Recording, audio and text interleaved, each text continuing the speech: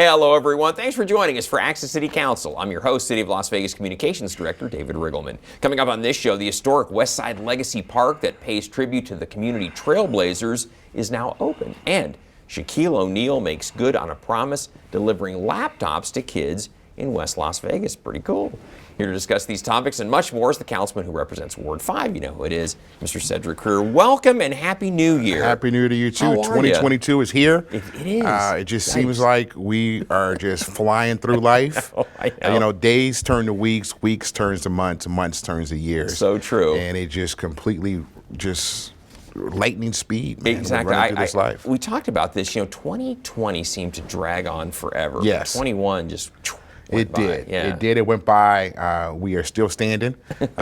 You know, we've gone through a lot of trials and tribulations this past year and a half, and it's just great to be here. Hopefully, we're coming on the back end of this pandemic. I think we'll be dealing with it for the rest of our lives, but at least it seems as though it's not quite as a death sentence as it for many as it was. Exactly as right. it was. Not Yeah. But boy, a lot of cases still out there. So a lot of cases out there. It is, and it's great that they're getting more testing out, though, and it's great that you know, people are hopefully getting more vaccinated and taking their boosters, and so that we can get through it. Yeah, fight this thing off and get rid of it. So Yes. I like that. Yes, I know we're all fed up with it. Yeah. If there's one thing that's a general consensus is that every single person is fed up with it. Yeah. That, we all agree on that. We all agree on that No one. question. No question. Well, Councilman, important news since the last time you've been on the show. The council voted to redistrict all of the boundaries of the wards so that all the wards have roughly the same population. Right. So we're going to show you the old map that involves Ward 5 and show you how it changed. Now, this is the old map of the city, and we're going to zoom in on Ward 5. Now, this is what the ward used to look like, and we're going to show you what it looks like now and see the changes. So, yeah, you know, it happens every 10 years based off the census, and the last census showed that we try to do our best to get equal footing for each ward, as well as not only for population, but also for demographic and you know, racial preferences as well. Our preferences are segmentations, and so we do our best to try to even it out. I got a little more. I got going east of Cashman Field a little more. We also got going out to Lone Mountain. If you go up Rancho, we go out there a little bit more. But we still have the core of still half of downtown and Fremont Street experience, Symphony Park, the Historic Westside. That's still still the Ward same. 5, absolutely. Ward 6, which is out in the northwest, grew exponentially. Yeah. And so everything else then kind of had to shift west and north to accommodate all of that growth in Ward 6. Yep, So. a lot of growth out in Ward 6, which is, if you haven't driven out that way, my goodness. Yeah. And if you drive out there a month later, I remember when the turnoff for Mount Charleston used to be way out there. Me too. And now it's, you just hop on the freeway and seem like you're there in 15 minutes. Exactly. I don't know what it is, but it's interesting. The city is getting further out, but it's also getting closer to us. Yeah, I remember the same councilman. This will date me, but I'm sure you as well. Bob Taylor's ranch house seemed like it was out on the other side of the universe, and now it's kind of in the middle of it's kind of on the south end of Ward 6. It is. I always joke that when you went there, you always had to like check your gas tank, see if you had enough gas. I know to make it all the way out there at Bob Taylor's, right? Exactly. And I remember that. I remember the Hush Puppy restaurant over on Charleston was the same, right by Bonanza High School when it was built. Like those were like way out there. And now it's just second nature. It's the center of town. Isn't that something? So anyway, folks, if your ward boundary changed to where you're now in a different ward, we sent you a card in the mail that tells you can go on our website, enter your address, it'll tell you what ward you're in. You can also subscribe to the newsletter of the new council member that you'd have. But you can also go on our website right now, lasvegasnevada.gov. Just look under redistricting, and it'll explain all of that stuff. You can type your address in and tell you exactly who your council person is if it has changed. If it did change, and not everyone's did, obviously. So, and Councilman, exciting. Since you've been on the show the last time around, the really big deal is that Westside Legacy Park opened. You posted this on Facebook. I had the honor and pleasure to host the grand opening of the historic Westside Legacy Park. This was back on December 7th. I, along with hundreds of others, was out there that day. And of course, you were our host and MC. And what an accomplishment this was. Well, one, it was an absolute beautiful day to compliment an absolute beautiful park. And it's a memorial that honors our trailblazers and leaders in our community that have done so much in order for us to be here where we are today. And as we continue to move forward, we had a initial class of 36 individuals who were honored that are there. You can come out and see them. They're permanent structures honoring them. Their families came out. We gave each one a plaque to honor them there. We had the mayor there. Former Commissioner Weekly was my partner in this. We worked to do this county-city partnership, and it turned out much more beautiful than we both even anticipated. And so every year we're going to put in more people.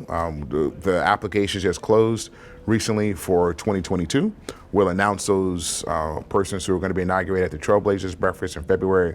So it'll be an ongoing tribute of people who do so much for our community. Yeah, it's interesting, Councilman.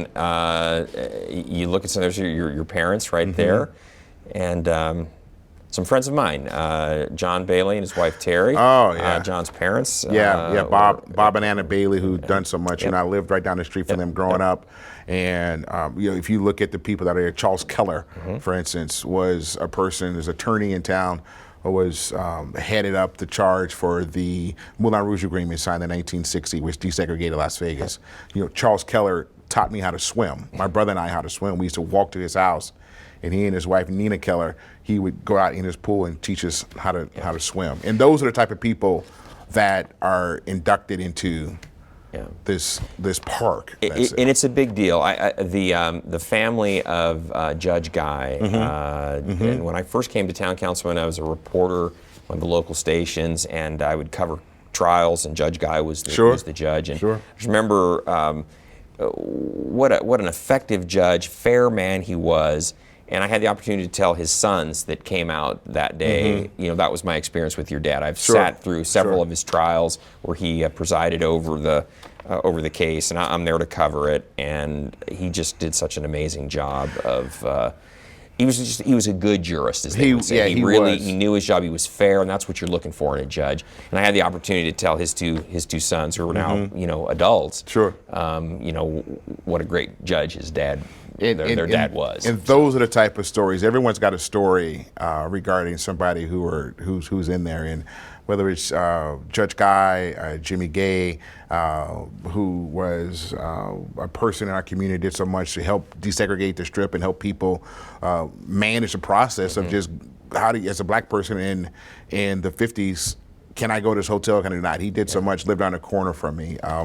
Dr. McMillan, the first black dentist. Charles West, the first black doctor in the state of Nevada, who found my father, University of California, Irvine. And brought him here. And brought him to Vegas. I remember I wouldn't be here if it wasn't for Charles Keller. I mean, excuse me, for Charles West. Charles West. And so you literally, these people have just done so much for our community. Council, what I remember about that day too is that it gave some perspective for those who saw what it was like to live in Las Vegas at a time when we were segregated and where we've come, and to hear that perspective, it was really eye-opening that day. Yes. And for those who maybe aren't familiar with that part of our history, maybe they're too young, maybe they just didn't know, it really was, it was powerful. It was really a powerful message. I think that's a very good analogy, is to say how powerful it was.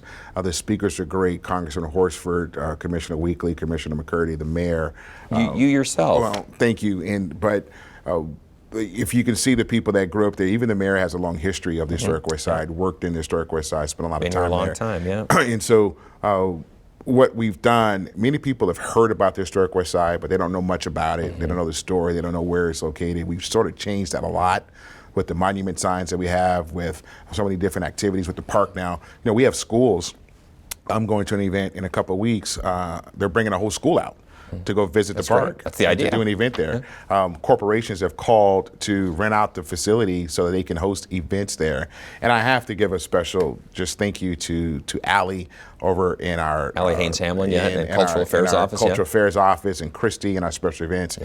They really collaborated and did a fantastic job. Even yourself and the team in communications, the city really came together. We did. And I got to tell you, I'm going to go on the record, on the hook, to say that was the greatest opening of a park in the history of the city of Las Vegas. It was pretty special. It's way up there. I've been here a long time. Yeah, I can't think of one any better. Yeah, you know, it was just great. The level of detail was outstanding. The music, entertainment. You know, somebody sent us, turnout, Councilman. Yeah, the turnout was fantastic. Yeah, turnout was fantastic. Somebody sent me a note saying that they've never heard string orchestras played in the Historic Westside in their entire life. There you go. And they just sort of sat there and absorbed the whole thing. Yeah. Amazing. If you haven't been out there, you got to check it out. I do. Yep. It's a walk through Las Vegas history, and you'll be surprised. I guarantee you're going to be familiar with the names of those people. Yeah, and it's right in Enterprise Park, right off of Lake Mead and Martin Luther King, right behind the Starbucks and a Pollo Loco. And so go visit. Yeah, it is. It is. Please go visit. Something else we're very proud of. This has been great. You know, we opened the Shaq courts. We talked about that previously. Wonderful basketball courts, the Historic Westside. Shaquille O'Neil had made a promise about delivering a few laptops. Yes. Because this youngster had made a free throw. Mm-hmm. And it came to pass. So tell everybody. It did. Yeah. I have to give a lot of credit to Shaq, to Icy Hot, and also to Howard Hughes Corporation, who all came together. We gave out 100 laptops to kids who were there that night from the community. We had a 3-on-3 basketball tournament that evening. He promised the laptops. Came true on his promise, and we gave them out right before Christmas. It's an amazing Christmas gift, and it was just fantastic to be able to do it. They're literally, and I'm just saying this, look, they're a brand new laptop. Yeah. It's not like it's like a subservient type. There they are, right in the box. Yeah. They were top of the line. There was no half step in any of these. They were very, like, you would use this laptop. Yeah. It was like we gave the kids something that's not quite, we're just giving one of these, sort of knockoffs. Lego ones, knockoff. No, it was the real deal. And they were great. Well, Shaq's been a wonderful supporter of the community. You know him well, certainly better than the rest of us. But he really has been just such a great community partner here. He has, and it's a lot more to do. Their foundation is very engaged. They want to do more. We're talking to them about doing some other things that are going to help the community, and so we have to. Look, Shaq doesn't have to do it. Let's just be honest with you. He doesn't have to use his celebrity to raise dollars to put back in our community, but he chooses to do it. He does. Yeah. He doesn't have to do it. Yeah, good for him. Yeah. Thank you, Shaq. We appreciate thank you very much. Absolutely. No doubt about it.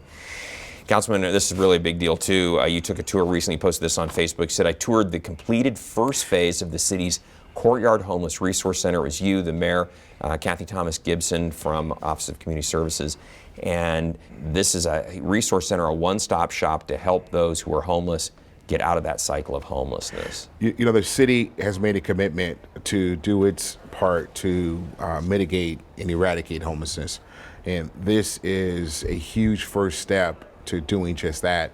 It is a huge financial commitment that the city made. Once again, promises made, promises kept on this facility. Is beautiful. You said it's a one-stop shop. It's a low barrier shelter, which is important for people to understand. If you are of substance abuse, if you are high, if you're drunk, you can still go in this facility as long as you don't bother anybody. There's workforce development. There is mental health professionals. It's right down the street from our recuperative care center, which is right there, which helps people to have a physical need. You still need some medical care that's there.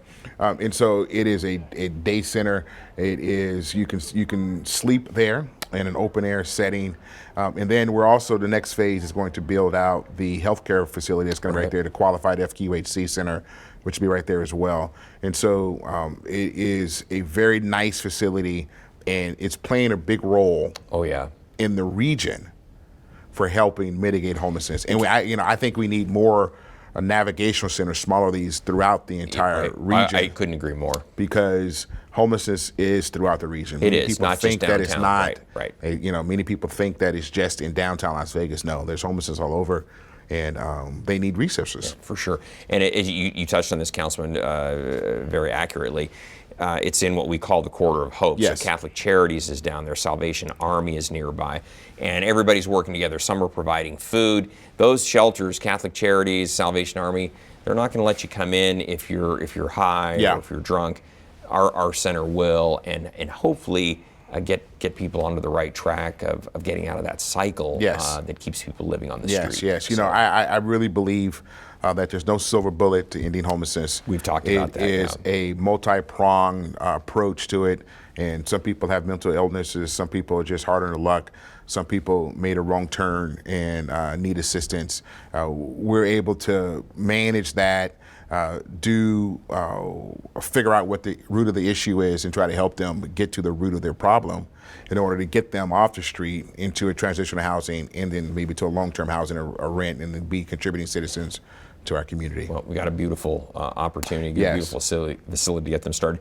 As Councilman mentioned, it's right at the corner of Las Vegas Boulevard and Fourmaster, or the other side would be Main and Fourmaster. But it's right down in that area, right across the street from Catholic Charities. So, and then Councilman, I love this too. On December 9th, over at Kermit Booker Elementary, a new mural, a beautiful new mural. Yeah. And there you are. You're going to help unveil it that day. You know, we were worked with Principal Silva, who's right there behind me, to create a mural. We donated the mural, and it was just great to see. It's right on the front of the school, and it was just really cool to be able to go over to Booker and do that. And they were looking to provide some beautification there. Yeah. We worked with the principal. And look, next thing you know, we got a beautiful mural there, and we had to open it. The kids love it, the parents are out and they love it, and it's just really cool. And before it was just a wall, literally. It was just a wall. Now it's art. Yes, and it's sort of a welcome to Booker mentality. It's just great. It's a great entryway, and I'm really happy we were able to do it. Yeah, that's very nice. And I love this too, Councilman. Hard to believe this is a milestone. You posted this on Facebook. You said, "Happy 26th birthday to the Fremont Street Experience." Now, I remember when this wasn't even a concept yet, and here it is 26 years later, and it's already it's an icon downtown now. Well, yeah, we all remember when you used to be able to drive up and down Fremont, and our former city attorney, Brad Jerbick's brother, Tom Jerbick, owned the jewelry store, which was located right on Fremont Street, and that's where I bought my engagement ring to my wife. I know. And it was real old school. A friend of mine knew him. I didn't have any money. We drove up, got out the car, went into the store, and we met Tom. We saw a ring. He goes, "You gonna pay me back?" I go, "Yeah." He goes, "Okay, you can make payments on the ring." And he literally wrote out on like a little receipt sheet. I got the little receipts that I used to keep, and I used to make payments on the ring. And you know, this is when Vegas was different town. Vegas town. Like you use the people you knew, and they helped you out. And because I was friends with him, Tom said, "Okay, great, no problem. You pay me, great." I paid him. I've heard that so many times, Councilman. In that era, your word was your bond. Your word was your bond. And if you said you were going to do it, people said, "That's okay, exactly right. I know you will." And you also felt obligated because of the fact that he's going on the hook because of your friend, my friend. Yeah, exactly. I didn't want to let my friend down. I didn't want to let Tom down because, you know. It's all tied in. It's all tied in. Yeah, but he helped me, and I was going to get engaged without a ring. And then this came about, and I was like, hey, I showed up with the ring. Superstar.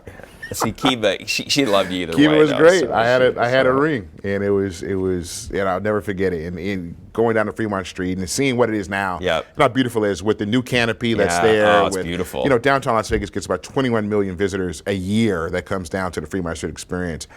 It is a destination for not only, you know, it's a larger destination. Many major cities don't get 21 million people that come down. Absolutely. In their cities. And what's so great is if you haven't been in there, and most people have, but if you haven't, you know, the new canopy, you can see it during the day. In the old canopy, you had to come down at night because it just wasn't bright enough to be on during the day. But this new one, you can see it anytime. It's pretty cool. And also the animations out of there. Oh, it is cool. It's top notch. Yeah, it is. Well, Councilman, also around the holidays, back on December 18th, you posted this on Facebook. You said, "We had a great morning at our breakfast with Santa and then the Celsa Shriners Secret Santa. Great day in Ward 5. It was. We gave out a bunch of toys to kids, plus breakfast. The breakfast was great as well, and as well as the toys that kids receive. You know, some kids, this is the only toy they're going to get. I know. And sometimes we take that for granted for homes that are able to provide their kids with, you know, a lot of toys and a lot of joy and love. But sometimes these are the only toys that some of these kids are going to get, and so it really means a lot. We had a great turnout. We just had you could see the joy in the kids and the family when we gave out, and plus we fed them that morning, and it's really, really cool. Yeah, very special. Good for you. That's very special. It's a nice tradition It is. that you keep going over there, and thanks to the Shriners, they're always so great about that kind of thing. And, yeah. So. You know, the Shriners has theirs. Doolittle. It's just great. Yeah. You know, the cars lined up for the Shriners of people who were getting there, which is outrageous. Yeah, it's great. A lot of fun. And Councilman, we're running a little low on time here, but I didn't want to let you get out of here without, you won't toot your own horn, but I'm going to toot it for you. You are now the president, we should tell everybody, of the Nevada League of Cities. I am. Wow, that's a big deal. It is a big deal, and there's a long history. The Nevada League of Cities is a municipality organization that helps municipalities and even small GIDs throughout our state. There's a National League of Cities which lobbies on behalf of cities and municipalities. The Nevada League of Cities is a subset of that in Nevada. It's been around since the 50s. I have a long list of people who have been presidents of the league, and I'm just happy to my peers. And my peers are council people, mayors who are of cities that felt that I'm qualified to lead the charge for this year. So you were vice president, and now you're the president. I was. Folks, why this is a big deal is this organization, as Councilman mentioned, goes before the legislature and lobbies on behalf of cities across the state or other government entities. There's GIDs, there's cities. Yes, no doubt about it. And look, Las Vegas is a large city. Other large cities, Reno, North Las Vegas, Henderson, Las Vegas, but a lot of smaller cities that you just Boulder City, Gardnerville, Fallon, Fallon, Ely, that you don't think about, and that don't have the resources that big, large cities have. They don't have big budgets, and we, as a collective, work to provide what's best for the entire state and for each city to be that voice on a national level as well as on a local level. And so it's a very important organization. How long will you serve? I'll serve for a year. Okay. Yes, I will serve for this year, and then we'll prepare for the legislative session that'll take place. And you know, the league has the ability to submit bill draft requests as well. That tells you the importance of it. And so we'll organize that. We just started our strategic initiative called One Nevada, which is we just started. We're executing that starting in 2022. So it's going to be a busy year. All right. Well, I'm expecting you to be on the National League of Cities too. It's coming. So, well, congratulations, Councilman. Thank you. Thank you. That's great. And then we should let everybody know before the end of this month. It's a little chilly. We've had some cold days. We have some warm ones too. It's typical Las Vegas winter. But Operation Warmth is going on, and you know, we want to let everybody know if you want more information, we want to give it to you. Yeah, go to LasVegasNevada.gov. You go to Ward 5, and you find that information. Operation Warmth. We're collecting coats, socks, gloves for our homeless corridor. We have boxes set up. Resource Center. We have boxes set up in strategic places. You can drop that off, and then we're going to give all that out at the Resource Center sometime in the immediate future, probably next month or so. Learn more how to do that. How to do it right there. Or you can always call my office and we can tell you all about it. All right. Well, Councilman, we're running out of time here, but we want to tell everybody out there, hey, we always want to hear from you. So if there's something you'd like to share with Councilman Cedric Crear, you can find him on Facebook, Twitter, and Instagram. He's very active. You can also contact us by picking up the phone, 702-229-6405, or you can send him an email. His address is ccrear@LasVegasNevada.gov, and he or one of his great staff will get right back to you. They always do. Yes. So, thank you. Goals for 2022 that are coming up? Personal, my goodness. Ward 5 goals? I know look, our goal is to continue to keep our foot on the pedal. Yep, that's what you've said. And to continue to keep the momentum we've had in making progress in our ward. Right? It's just that simple. Our strategic initiatives have not changed. We're focused. We've had a lot of accomplishments in a very short period of time. You have. But we have a long way to go.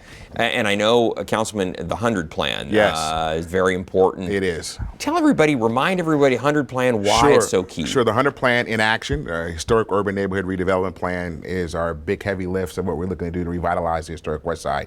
And it's a plan in action because of the fact that we're doing it. And it's an evolutionary process. There are attainable goals there, there are timelines. We're actually making progress on them, and that's important. Many times in our community, we have had plans that sit on a shelf and draw dust. They ended up in a memorial of its own someplace, and we've had a lot of those. I vow not to let that happen. we are going to execute on it for the Historic Westside Legacy. Historic Westside Plan. We've had the 100 plan is it. We're moving forward with it, and we continue to keep our foot on the pedal. Yeah, that's what you have said, and I just am confident that's what we're going to see. It's going to continue to happen over in Ward 5. Well, Councilman, we are out of time here, but I want to tell everybody out there, first of all, thanks to you for being on the program, and Happy New Year. Good luck to you on 2022 and to your family. And then don't miss our next show beginning on January 27th with Ward 6 Councilwoman Michelle Fiore. You can catch all of our KCLV shows on Apple TV, Roku, and Amazon Fire. Also, look for our QR code during the closing credits of this show to sign up for our newsletter. And don't forget, you can watch us live on the internet at kclv.tv. Thanks for joining us, everyone. We'll see you next time around.